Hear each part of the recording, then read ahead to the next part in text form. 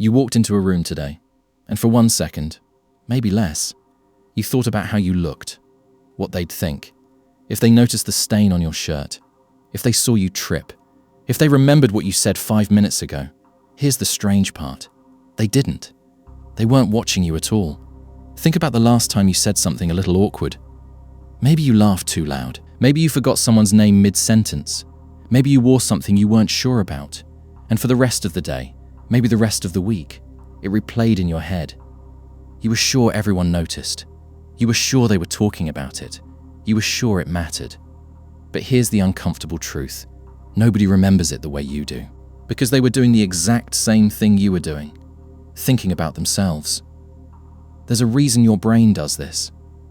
It's not because you're insecure. It's not because something is wrong with you. It's because of how human attention actually works. You experience the world from exactly one point of view. Your own. Every sound, every glance, every silence in a room, you filter all of it through yourself. So when someone looks in your direction for half a second, your brain treats it like a spotlight, like a camera, like proof that you are the main character of that moment. But that person isn't thinking about you. They're running their own internal monologue about their hair, their job, their last conversation, their own stain on their own shirt.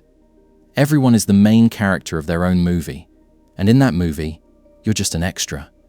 Not because you don't matter, but because their attention is as limited as yours. This is called the spotlight effect. And once you see it, you can't unsee it. It shows up in small ways. You replay a text message for an hour, wondering if it sounded weird.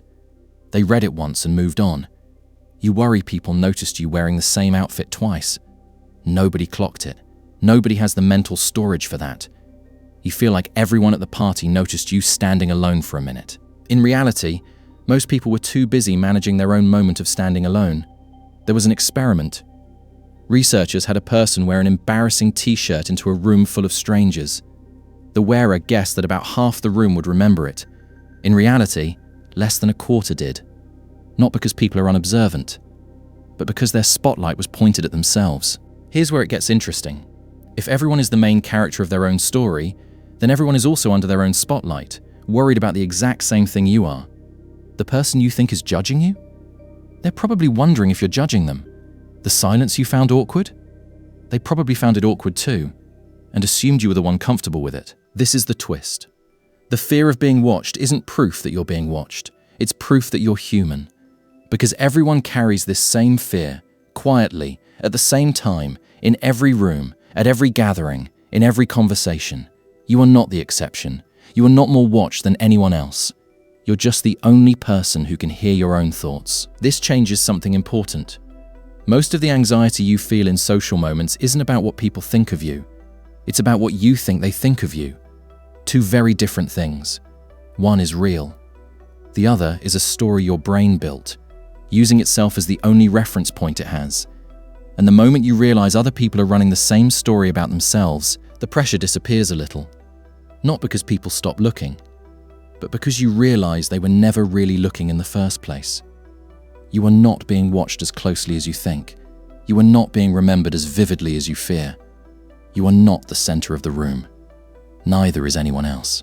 Everyone is just quietly starring in their own story, hoping no one notices the parts they're insecure about, which means the version of you that everyone else sees.